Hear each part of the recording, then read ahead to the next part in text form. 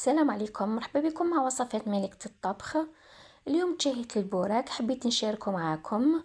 بوراك زمان على الطريقة التقليدية بلا لحم وبلا دجاج، ولفنا نديرو البوراك غير في رمضان. انا نحبوه في الفطار وفي رمضان. هذا البوراك نحبوه ملي كنا صغار ومازلنا نحبوه وحنا كبار. وصفة سهلة وبنينة واقتصادية ماشي مكلفة. تفضلوا معايا تشوفوا المقادير وطريقة التحضير. نبدأ بسم الله. عندي بطاطا اللي كنت غليتها مع شويه تاع الملح وقشرتها ورحيتها وخليتها بردت. ندير لها بصل مقطع رقيق. البصل عينكم ميزانكم، المقادير كامل عينكم ميزانكم. معدنوس.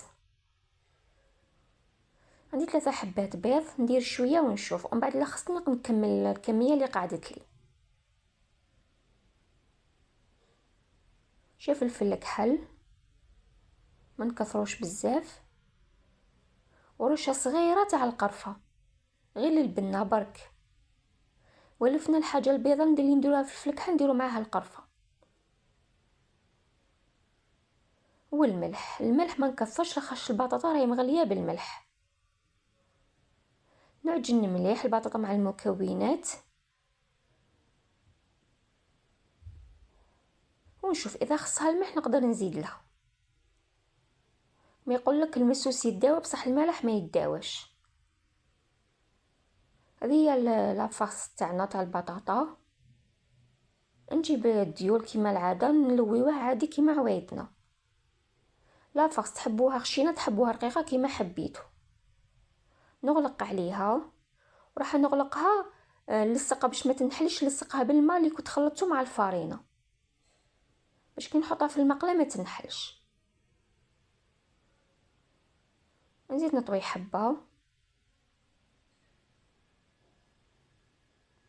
راح نكمل الكميه كامل اللي عندي وتشوفوه واجد.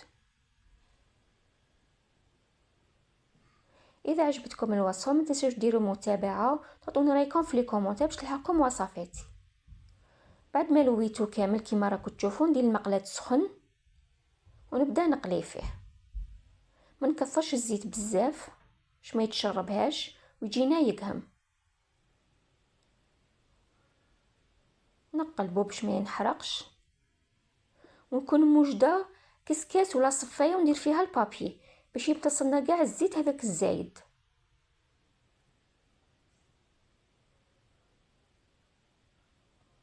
بعد ما يقطر مليح ويتصفى من الزيت نقدموه مع رشه تاع المعدنوس. والبوراك راهو واجد. بوراك تاع البطاطا تاع زمان اللي يجي بزاف بنين. كما قلت لكم وصفه ما لازمش نستغناو عليها، حنا نحبوه من بكري ومازلنا نديروه. هذه وصفتنا نهار اليوم، ان شاء الله تعجبكم. نتلاقاو في فيديو الجاي ان شاء الله.